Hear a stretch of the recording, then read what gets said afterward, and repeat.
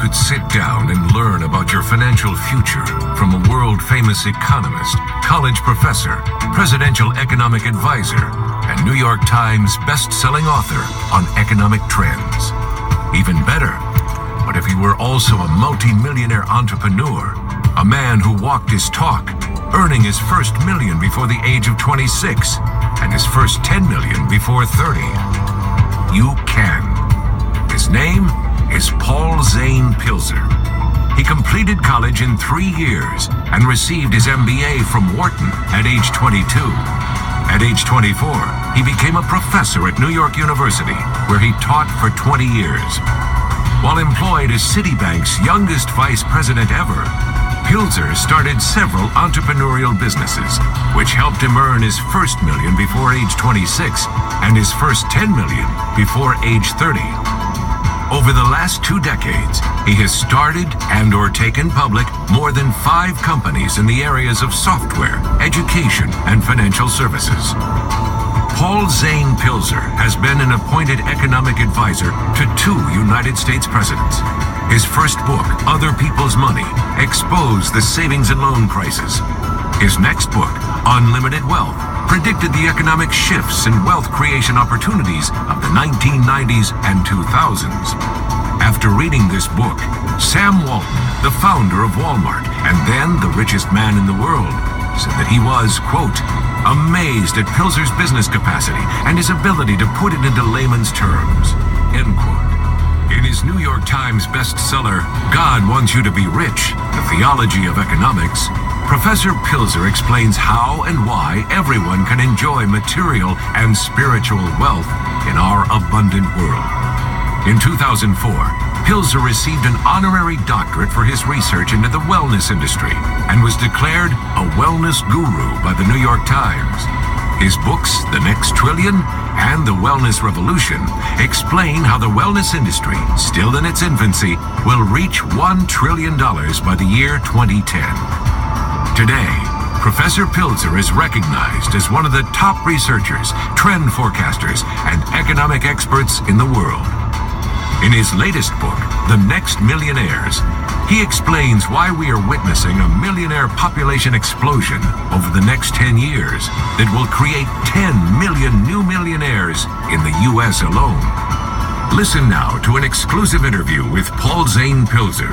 Discover just how and why a vast amount of new wealth is about to be created, but more importantly, how you can be a part of it. Paul, thank you for joining us today. I've just read your new book, The Next Millionaires. Your economic predictions are exciting and almost unnerving. What drove you to make such predictions? And secondly, why did you title your new book, The Next Millionaires? I write about economic trends. I write about what's new in business, what's coming down the pike, what companies are going to grow. But more than perhaps anything else I've written before, the conclusion of this book is that 10 million people are about to become the next millionaires in the United States. And it seemed fitting that since that's the actionable conclusion of my current economic forecasting, The Next Millionaires just seemed to be the right title. It's a great title, but what does it mean? 10 million millionaires in the next 10 years? I mean, really, how is that possible? We're looking at 10 million millionaires, and we probably should put that in perspective. In 1991, when our country was 215 years old, there were 3.6 million millionaires. 3.6 million millionaires in 1991. Over the next decade to 2001, that number doubled. As I look ahead in the next 10 years, I can clearly see, unlike the 90s, we're not going to double the number of millionaires, we're going to more than double. We're going to take the number of millionaires from about 8.5 million today to 18.5 million. 10 million new millionaires. Households in the United States will achieve a net worth of more than $1 million in the next decade. Paul, that's a pretty wild prediction given what sounds like all the bad economic news and gloom you hear today. I'm no economist, so please explain how you came to this conclusion. I guess I should take a moment and explain where the millionaires fit in the entire U.S. economy. In 1991, U.S. household wealth, which is a number tracked very closely by the Federal Reserve, was $13 trillion. In 2001, household wealth had risen to $40 trillion, more than tripling from $13 trillion in 1991. From 2001 to 2005, we added another 8 trillion to household wealth. So today, U.S. household wealth is about $48 trillion. What I'm projecting, looking at the entire U.S. economy, is that in the next 10 years, from 2006 to 2016, we're going to increase U.S. household wealth from 48 trillion to 100 trillion. And actually, that really is a conservative number. Well, you should be asking, who's going to get the 52 trillion? About 10 trillion of the household wealth increase over the next decade will go to 10 million new millionaires. If you do the math, 10 trillion of household wealth divided by 10 million millionaires is $1 million apiece. Hold on. I'm not very good at math. Just what do you mean? We're going to create about 10 million millionaires, meaning 10 million families today who are not yet members of the $1 Million Net Worth Club are about to become new millionaires in the United States.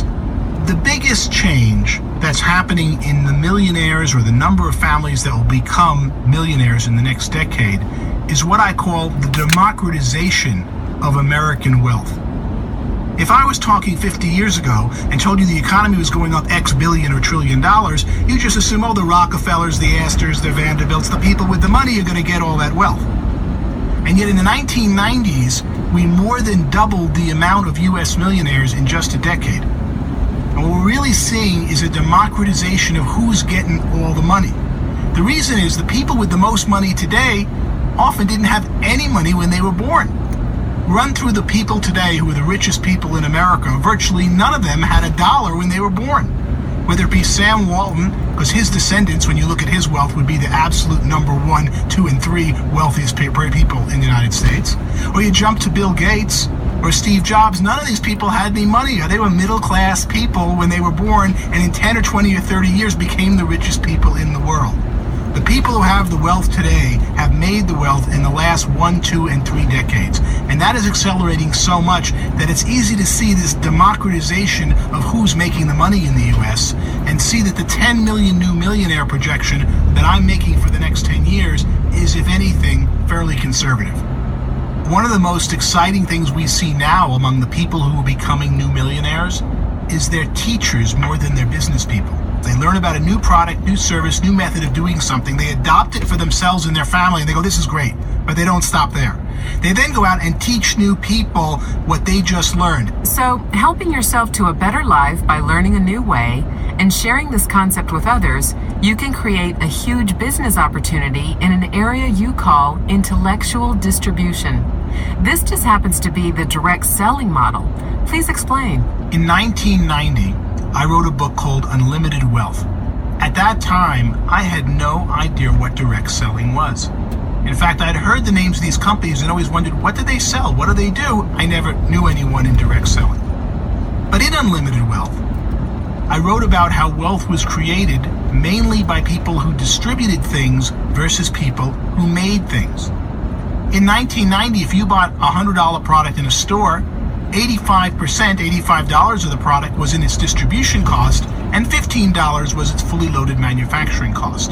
That was a big difference since the 1960s. When I was growing up in the 1960s and going to school, when you bought something at retail, 50% was manufacturing costs and 50% was distribution costs. That's why in the 1990s, the people who got very, very rich were the people who found better ways to distribute things versus better ways to make things. If you find a 20% better way to distribute things, and distribution's 85% or $85 of the $100 price, you can save $17, 20%. But if you find a better way to make things when manufacturing cost was only 15%, you could only make 3%, 20% of the $15 manufacturing cost. So you see that the fortune shifted from 1960s to 1990s for people who made things to people who distributed things. In 1961, Sam Walton left his store, retailing had been probably one of the oldest business professions, and went out to find a better way to distribute retail goods to rural America. 30 years later, his company was not only the largest retailer in the nation, he was the wealthiest person in the world. The reason he was able to do that is that if you look at a product in the 1990s or today, about 85% of the retail price of the product is made up of the distribution cost, and only 15% is manufacturing. Or a man like Fred Smith in 1976, who started Federal Express, an airline that refused to fly people. It only flew little packages and envelopes and boxes, and he became an overnight billionaire. Or Ross Perot, who is known for EDS computer business, where he made $4.5 billion very quickly, but it's a computer business where he never made software and never made hardware. EDS distributed other people's hardware and other people's software to consumers who needed them. So the great fortunes of the 1990s, I said, would be made by people who distributed things. That's when I heard from the direct sales industry. And they said, you write about distribution, and that fits our model. I called this business physical distribution, the physical distribution of a product to a consumer, exactly what Walmart does. So people listening to this might think, oh wow, distribution, I should go into Walmart. Not so fast. The opportunity I've been writing about for 2 decades in physical distribution, and all those people who made fortunes in physical distribution, has come and gone. Walmart does a very good job taking a very good product all the way from China and bringing it to every neighborhood in the United States. The opportunity in distribution still exists today, but it's not in physical distribution, it's in intellectual distribution. Teaching people about new products and services that they either didn't know existed or didn't know were now affordable. And intellectual distribution is where the greatest fortunes are being made and will continue to be made for at least the next 1, perhaps 2 decades. It's an interesting paradigm shift. Today, most money in the product is in whoever intellectually teaches you that the product exists or is now affordable, not who makes the product and not who physically distributes the product to your door. So the new trend is to distribute products made by other people. In other words, you're using your head, not your pocketbook. Intellectual distribution. What other major business trends can we take advantage of in the next 10 years? So what we see are 3 very interesting things happening that tell us where the great opportunities are going to be in the next decade. First, intellectual distribution. A second industry is the internet business. The internet business is about to go from the 5, 10, 15, sometimes 30 hours some of us spend on the internet per week to the 168 hours of the week. From when we go out to the dry cleaner and let them know we're coming, so they'll get it all ready for us and hand it when we get to the door, and they'll use our cell phone to swap and take the money so we don't have to handle the paperwork and the credit card. 2, we're thinking of a restaurant, and 5 will come on our internet handheld device and tell us where we want to go. 2, we're waiting for a bus, let the bus driver know we're coming here, don't go to stations where people aren't. The internet business is about to increase, I was going to say 5, 10-fold, but that's such an understatement when you look how little the internet affects every aspect of our life, particularly the aspects where we spend money. We all talk about the internet. I think the last I saw was about 2.5% of retail sales. Well, all retail sales should be internet-based in some way, because you can learn about it, you can process it, you can transact it, and you can see that the internet business itself is going to be a great opportunity area for any area of business and any people who get there first on the massive shift we're going to see where the internet becomes 168 hours a week of our lives and greatly improves our lives doing that. The third area is the home-based business move. Driven by the unit of technology shifting from the mainframe computer to the personal computer at our desk, wherever that desk is, home-based businesses now can have equal or better technology. Remember, years ago they used to say, oh, he worked at home, like there must be something slow, he can't get the job at Citibank, there's something wrong with them. And of course now the sharpest, richest, and the best people we know in economics are the people who work at home. See the dramatic shift we've had to what it means to work at home versus work in an office in just the last 10 years. So a home-based business boom, internet business boom, intellectual distribution boom, these are all the driving things that are going to drive so many different industries and create so many of the next 10 million millionaires we're about to create in the United States. Paul, that all sounds great.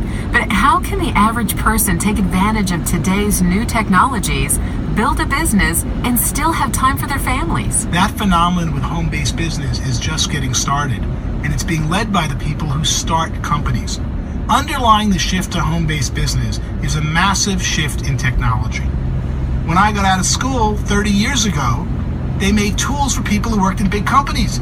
Today they're focused on an individual user making an individual Apple or IBM PC and a better and better tool for that person, and that person's totally connected to every other PC through the internet.